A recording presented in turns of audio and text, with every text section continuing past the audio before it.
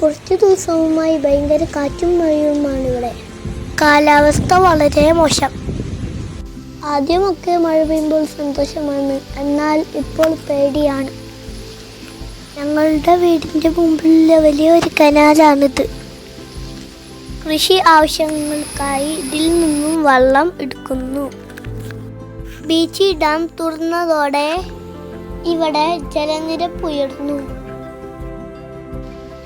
ഒഴുകി വരുന്ന വെള്ളത്തിൽ ഒരുപാട് ചെറുമീനുകൾ തുള്ളിച്ചാടി. അത് കാണാൻ കുറെ ആളുകളും ബന്ധുക്കളും എത്തി.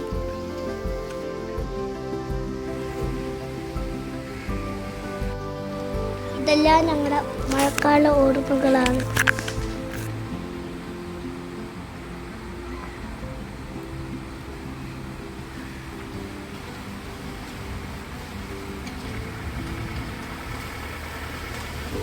രണ്ട് ദിവസവുമായി മഴ നന്നായി പെയ്യാൻ തുടങ്ങി.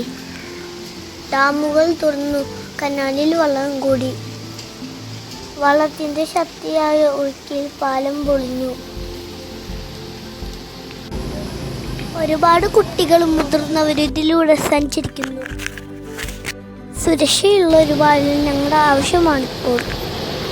ഇനിയും മഴ ശക്തിയായി തുടർന്നാൽ എന്താ സംഭവിക്കാന്ന് അറിയില്ല. 2018 ചരിത്രം ഇനിയും ആവർത്തിക്കാതിരിക്കട്ടെ.